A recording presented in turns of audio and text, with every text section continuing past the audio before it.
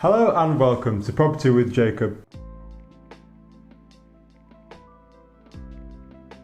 Today we're going to be looking at ISAs, particularly the lifetime ISA. An ISA is an individual savings account.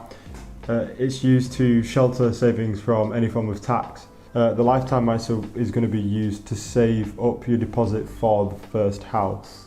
It can also be used to save for your pension or money later in life.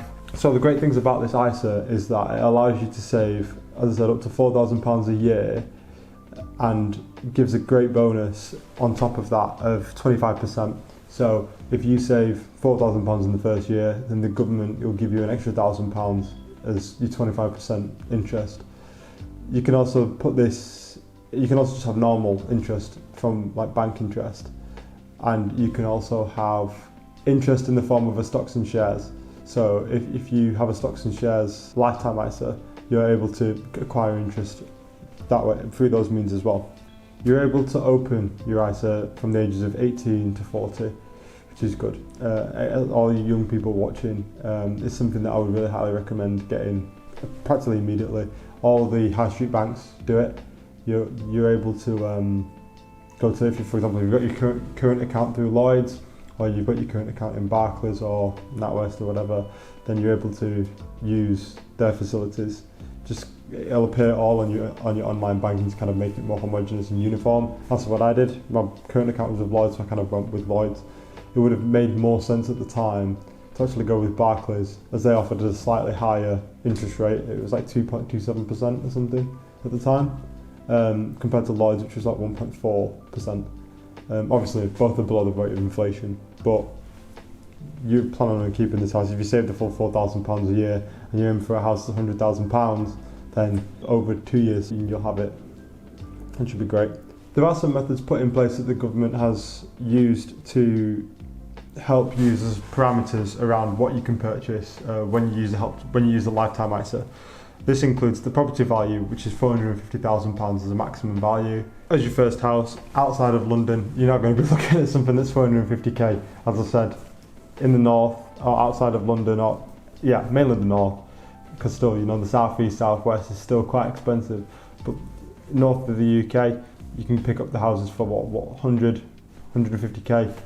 What you'd aim for, £15,000, £10 to £15,000 deposit. Looking at 2.5 years to 4-5 years saving if you were just going to use the ISA and you didn't save any additional income.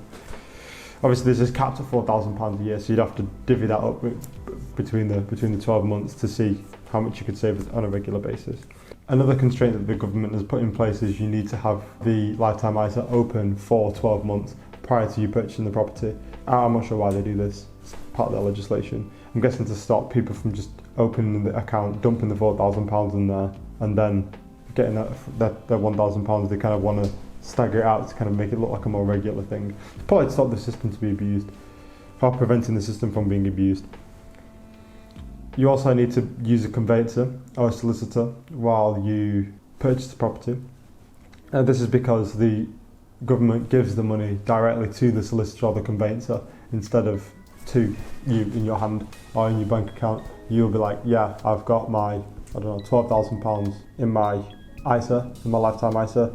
Now I want my £3,000 government-placed interest. The interest that you accrue from the government is separate to the interest that you'll accrue from the bank or the investments that you make in the time, which is good. The interest that you accrue immediately via the bank and via potentially stocks and shares and investments, then that will be added on to the value of your portfolio straight away, rather than the government interest being given to you when you actually go and purchase the house. The final constraint from the government is that you need to purchase a house with a mortgage.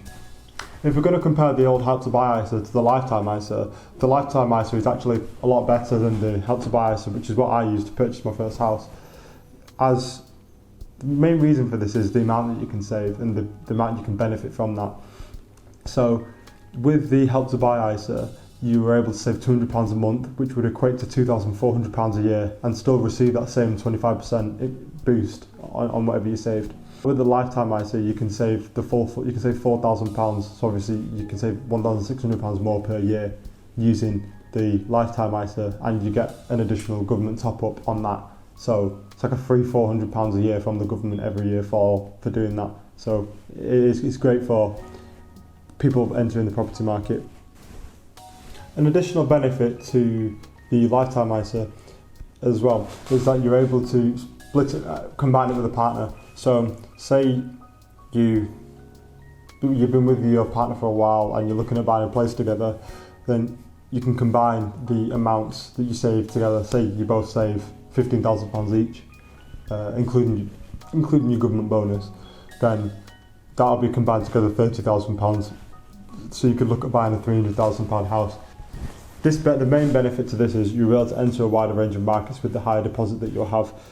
Now, this can be good in two ways, because if you purchase a property within a rising market, then you will be able to gain some equity within the property by doing a renovation, and again buying within the rising market in an area. If it's an up-and-coming area, it's being regentrified, and the value of your house will increase, which would be great. Say you bought your let's call it £300,000. You bought a house. Let's say it's in the south, and you do some minor renovation work on it, and then you increase the value of that house.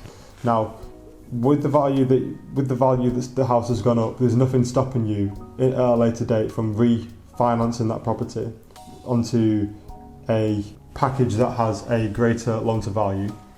Say the property goes up from £300,000 to £450,000, then you'll have 30k equity in the house already, but then you will also have another £150,000 giving you 180k all in all equity. So if you were to refinance up to the full 90% that you could do on a residential mortgage, then that would give you quite a handsome sum to go and purchase then a buy-to-let property to expand your wealth and expand your portfolio. It wouldn't be a bad way of doing it. This also applies to if you weren't in a couple as well. You could purchase a property, then perform some sort of renovation on it, and then purchase a property for you to live in, and then perform some sort of renovation on it, increase the value of the house. Once the value of the house is increased, then extend your mortgage up to the full 90% based on the new valuation of the house, and then use the money that you make from that to buy your next house, which is exactly what I did. That strategy is great. Now, that topic's a bit off the topic of ISAs, but this is how you would go about using the Help to Buy ISA within the bounds of the government without breaking any contractual agreements between yourself or the conveyancer or the law. You can't, for example, the reason why I say that is because you can't just buy the house and then rent it out. You're not allowed to do that. The house is specifically for you to live in. You can't rent it out, and if you choose to do that, you could risk having to repay that amount of money back. And I'm not sure whether I've not really gone down that road, but I just wouldn't do it. It's not within the terms and conditions of you receiving that grant. But yeah, if you were to do it, then the best way to do it is add value to the property, increase the value of the house, extend the mortgage, use the money from the mortgage extension to buy a rental property. That's how you would go about doing it. And what I believe is the best strategy. It's worked for me, and it can work for every 18, 19-year-old sitting watching this. Well, not 18-year-old if you've just opened the ISA, but if you've had it for a while. If you are 18, I recommend opening this today. You can do it online, you can go down to the bank, up to you, either or, whatever's easiest for you. That sums up ISAs for today. Next week we're going to be looking at HMOs. Stay tuned. Thank you for watching. If you like this video, then please like it. We've got a lot more videos in the pipeline, so if you like what you see, subscribe to us for weekly videos. I'll see you in the next one.